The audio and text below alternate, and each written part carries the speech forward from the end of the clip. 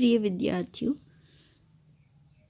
राजस्थान के औद्योगिक विकास के लिए स्थापित विभिन्न निगमों का हम अध्ययन कर रहे हैं। इसके अंतर्गत पिछले वीडियो में हमने रीको का अध्ययन किया था। इस वीडियो में राजस्थान फाइनेंशियल कॉरपोरेशन RFC अर्थात राजस्थान वित्त निगम के बारे में अध्ययन करेंगे। राजस्थान वित्त निगम RFC की स्थापना राज्य वित्तीय निगम अधिनियम 1951 के अंतर्गत वर्ष 1955 में की गई थी। वित्त निगम की स्थापना का मुख्य उद्देश्य राज्य में नवीन उद्योगों की स्थापना, विद्यमान उद्योगों के विस्तारीकरण एवं नवीनीकरण हेतु 20 करोड़ रुपए तक की वित्तीय सहायता उपलब्ध कराना है। अर्थात औद्योगिक विकास के लिए आवश्यक जो नए उद्योग लगाने हो या वर्तमान में जो उद्योग हैं उनकी क्षमता को बढ़ाना हो, उनका विस्तार करना हो या उनका नवीनीकरण करना हो, तो उन सब के लिए यह वित्तीय सहायता उपलब्ध कराता है और इसकी राशि है अधिकतम 20 करोड़ रुपए तक की वित्तीय सहायता। निगम द्वारा उद्यमियों की आवश्यकताओं को ध्यान में रखते हुए विभिन्न ऋण योजनाएं क्रियान्वित की जा रही हैं। आइए देखते हैं कि ये ऋण योजनाएं कौन कौन सी हैं। पहली है सामान्य परियोजना ऋण योजना। सामान्य रूप से परियोजनाओं के लिए दी जाती हैं। सेवा क्षेत्र हेतु योजना। औद्योगिक विकास में सेवा क्षेत्र के योगदान के मद्देनज़र सेवा क्षेत्र हेतु भी योजना RFC द्वारा बनाई गई है। वाणिज्यिक रियल एस्टेट सेक्टर हेतु योजना CRI। वाणिज्य के क्षेत्र में रियल एस्टेट से संबंधित यह योजना है। विशेष सेवा क्षेत्र योजना विशेष सेवा क्षेत्रों के लिए है। विशेष वर्ग अथवा व्यक्तियों यथा अनुसूचित जाति, जनजाति, दिव्यांग एवं महिला उद्यमियों हेतु योजना। ये विशेष वर्ग हैं जिन्हें विशेष सहायता की आवश्यकता होती है। इनके लिए अलग से योजना है। SC, ST, फिजिकली डिसेबल्ड और हैंडीकैप्ड और विमेन एंटरप्रेन्योर्स। एकल खिड़की योजना 200 लाख रुपए तक परियोजना लागत की लघु एवं MSI इकाइयों के लिए अर्थात लघु, सूक्ष्म, स्मॉल एंड मीडियम, इनके लिए एकल खिड़की से ही सभी कार्य संपन्न करने के लिए इसकी लिमिट है 200 लाख रुपए। अर्हता प्राप्त पेशेवरों हेतु योजना प्रोफेशनल्स के लिए है। ये योजना जो अपने प्रोफेशन, डॉक्टर इत्यादि के कार्य के लिए ऋण प्राप्त करना चाहते हैं। फाइनेंसिंग अगेंस्ट एसेट्स योजना, परिसंपत्तियों के बदले ऋण देने की योजना। एसेट्स फाइनेंसिंग योजना, परिसंपत्तियों के फाइनेंसिंग के लिए योजना है, उनके लिए वित्त प्रबंधन के लिए योजना है। स्विच ओवर ऋण योजना, स्विच करने के लिए अर्थात बदलने के लिए अगर ऋण की आवश्यकता है तो यह ऋण योजना लागू की गई है। एसेट्स फाइनेंसिंग योजना, स्विच ओवर ऋण योजना, ये दोनों हमने देखी। सरल योजना, प्राकृतिक आपदाओं हेतु योजना, एमएसएमई के वर्तमान ऋणों हेतु टॉप अप ऋण योजना। ऊपर से यदि आवश्यकता है तो ऋण लिए जा सकते हैं इसके अंतर्गत। इसके अलावा सौर ऊर्जा परियोजनाओं के वित्त पोषण के लिए योजना, रीको द्वारा सौर ऊर्जा जो आज की प्रमुख आवश्यकता बन गई है, उन परियोजनाओं के लिए भी वित्त पोषण के लिए, उनको वित्त प्रदान करने के लिए, सौर ऊर्जा परियोजनाओं को वित्त प्रदान करने के लिए, जिसकी राजस्थान में बहुत अधिक गुंजाइश भी है और बहुत अधिक विकास भी किया है, और राजस्थान इस बात में सौर ऊर्जा परियोजनाओं की दृष्टि से भारत में प्रथम स्थान पर चल रहा है। रीको द्वारा औद्योगिक इकाइयों, होटल एवं अस्पतालों के लिए आवंटित भूमि पर वित्त पोषण हेतु ऋण योजना। रीको के बारे में हमने पहले पढ़ा था पिछले वीडियो में। उसके द्वारा जो औद्योगिक इकाइयाँ, होटल एवं अस्पतालों के लिए आवंटित भूमि है, उस पे यदि व्यवसायियों को ऋण की आवश्यकता है तो उनकी ऋण की आवश्यकता को कौन पूरा करता है? आरएफसी इसकी आवश्यकताओं को पूरा करता है, अर्थात राज्य वित्त निगम वित्त की आवश्यकताओं को पूरा करता है, जो रीको द्वारा औद्योगिक इकाइयों के लिए भूमि आवंटित की गई है। आयात लाइसेंस वाली मार्बल प्रसंस्करण इकाइयों के लिए विशेष ऋण योजना। ये विदेशी सेक्टर से संबंधित जो मार्बल की प्रोसेसिंग या प्रसंस्करण की इकाइयां हैं, जिन्हें आयात लाइसेंस प्राप्त है, उनके लिए विशेष ऋण योजना बनाई गई है। युवा उद्यमिता प्रोत्साहन योजना YUPI। इस योजना के तहत 45 वर्ष की आयु तक एवं ITI या डिप्लोमा या स्नातक योग्यताधारी BA, BCom, BSc आदि और भी जो भी स्नातक की उपाधियां हैं, चाहे BBA हो या BTech हो, कोई भी हो सकती है, उनके योग्यताधारी पात्र उद्यमियों को 5 करोड़ तक का ऋण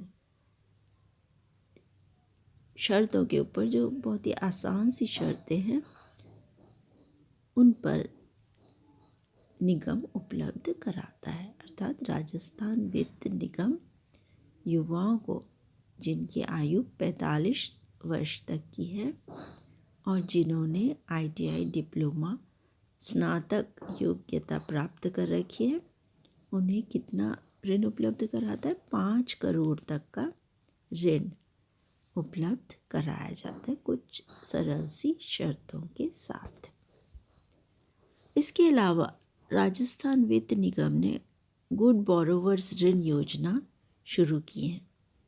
गुड बोरोवर्स अर्थात वे ऋण लेने वाले जो अपनी किश्तों का भुगतान समय से करते हैं, उनके लिए कौन सी ऋण योजना है? लघु अवधि ऋण योजना। ये विशेष उनके लिए है, STL या लघु अवधि के लिए, यदि उन्हें अपने व्यवसाय के लिए ऋण की आवश्यकता होती है। इसी प्रकार कार्यशील पूंजी ऋण योजना, किसी भी व्यवसाय को चलाने के लिए कार्यशील पूंजी की आवश्यकता होती है, जो कि उत्पादन होने से पूर्व ही आवश्यकता होती है, और इसलिए ऋण अगर मिल जाए तो उत्पादन बढ़ाया जा सकता है या करना कई बार संभव हो पाता है। कार्यशील पूंजी के बिना उत्पादन संभव नहीं होता या व्यवसाय चलाना संभव नहीं होता है। विशेष कार्य हेतु कार्यशील पूंजी ऋण योजना। किसी विशेष कार्य के लिए अचानक आवश्यकता पड़ जाए कार्यशील पूंजी की या वर्किंग कैपिटल की, तो उसके लिए है। गैर सहायता प्राप्त इकाइयों के लिए कार्यशील पूंजी ऋण योजना। जिन इकाइयों को और कोई सरकारी सहायता प्राप्त नहीं हो रही है, उनके लिए अलग से योजना बनाई गई है। स्वर्ण पत्र ऋण योजना, प्लैटिनम कार्ड, स्वर्ण पत्र, ये सब देकर और योजना का कार्यान्वयन किया जाता है, वो आती है स्वर्ण पत्र ऋण योजना, प्लैटिनम कार्ड ऋण योजना। ये ऐसे गुड बोरोवर्स को ये प्रदान किए जाते हैं जो समय पर अपनी किस्तें चुकाते हैं ऋण की। ये पहले से ही ऋणी हैं राजस्थान वित्त निगम के, और ये अपनी ऋण की भुगतान किश्तों के रूप में समय से कर रहे होते हैं। गुड बोरोवर स्कीम द्वारा प्रवर्तित इकाइयों हेतु ऋण योजना। इस स्कीम की जो इकाइयाँ अंदर शामिल की गई हैं उनके लिए फ्लैक्सी ऋण योजना, मतलब जिसमें शर्तों में थोड़ी सी ढील या छूट का प्रावधान हो, फ्लैक्सिबिलिटी हो, नम्यता हो, इस प्रकार की ऋण योजना भी इसके अंतर्गत, गुड बोरोवर्स की ऋण योजनाओं के अंतर्गत लाई गई है। अब हम देखते हैं कि आरएफसी ने क्या लक्ष्य निर्धारित किए, उनको प्राप्त कर लिया। अपने भौतिक और वित्तीय लक्ष्यों को उसने किस प्रकार प्राप्त किया, इसका अध्ययन हम करेंगे।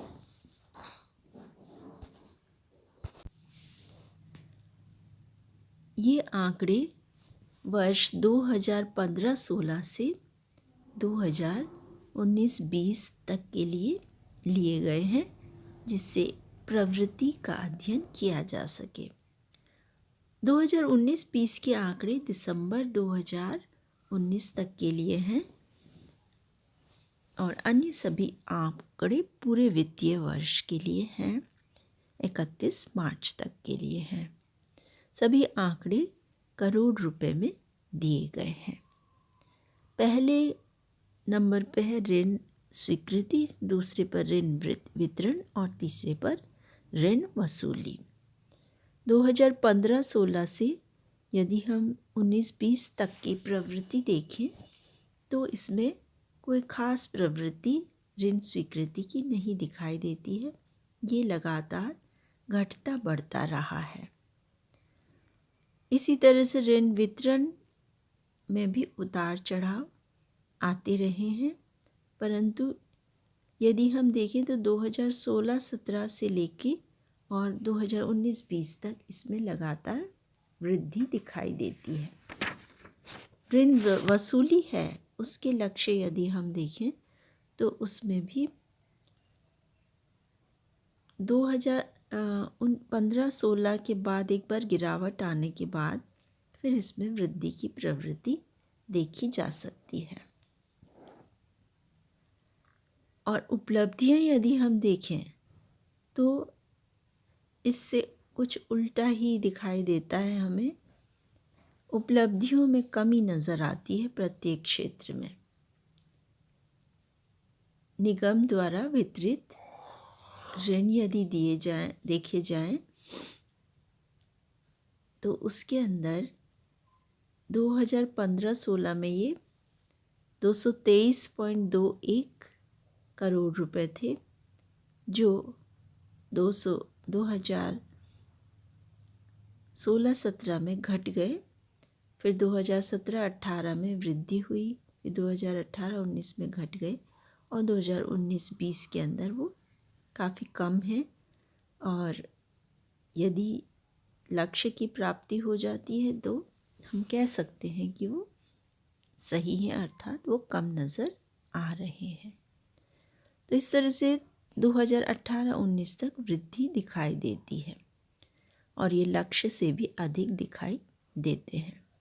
ऋणों की स्वीकृति की जहाँ तक बात है तो वो लक्ष्य से तुलना की जाए तो 2015-16 में भी अधिक है और 2018-19 में भी अधिक है। इसी तरह से ऋण वसूली की स्थिति यदि हम देखें तो ये प्रत्येक वर्ष में जो लक्ष्य निर्धारित करे गए हैं उनसे अधिक दिखाई देती है। ऋण वसूली 2015-16 में 260 लक्ष्य के सामने 263 है। इसी तरह से लक्ष्य 225 था तो यह वसूली 237 है। 255 था तो 259 है और 250 था तो 270 है। इसी तरह से अंतिम वर्ष 2019-20 में भी पूरे आंकड़े आने के बाद पता चलेगा कि वास्तव में उपलब्धि कितनी रही, पर अभी वो काफ़ी कम दिखाई देती है। 2019-20 में चाहे हम ऋण स्वीकृति की बात करें, चाहे ऋण वितरण की और चाहे ऋण वसूली की, ये लक्ष्य से काफ़ी कम दिखाई देती है। तो हम कह सकते हैं कि कुल मिलाकर ऋणों की राशि जो है वह वसूली के रूप में अच्छी है प्रतिवर्ष, और इससे पता चलता है कि निगम व्यावसायिक रूप से कुशलता से कार्य कर रहा है। व्यावसायिक कुशलता का द्योतक हम इसे कह सकते हैं। ऋणों की जो मात्रा है वो काफ़ी कम है, परंतु इसका महत्व हालांकि संपूर्ण उद्योग के लिए इतना नहीं है राजस्थान में, परंतु फिर भी सरकारी जो निगम होते हैं या अन्य प्रतिष्ठान होते हैं वो सिर्फ लाभ अर्जित करने के उद्देश्य से नहीं कार्य करते हैं और इसलिए यह उपलब्धि भी महत्वपूर्ण है। इसका महत्व इसलिए भी बहुत है क्योंकि यदि सार्वजनिक क्षेत्र या सरकारी क्षेत्र के उपक्रम जैसे राजस्थान वित्त निगम, ये सरकारी क्षेत्र का उपक्रम है, ये यदि अच्छा परफॉर्म करते हैं तो निजी क्षेत्र को भी इससे प्रेरणा मिलती है और वे भी आगे आते हैं। इनकी सहायता से प्राप्त करके भी वे आगे बढ़ सकते हैं। तो इस प्रकार से पूरी अर्थव्यवस्था में विकास, औद्योगिक क्षेत्र के विकास में इसकी महत्वपूर्ण भूमिका को हम नकार नहीं सकते हैं। इस वीडियो के लिए जो जानकारी और आंकड़े हैं वो इकोनॉमिक रिव्यू 2019-20 राजस्थान सरकार के प्रकाशन से लिए गए हैं।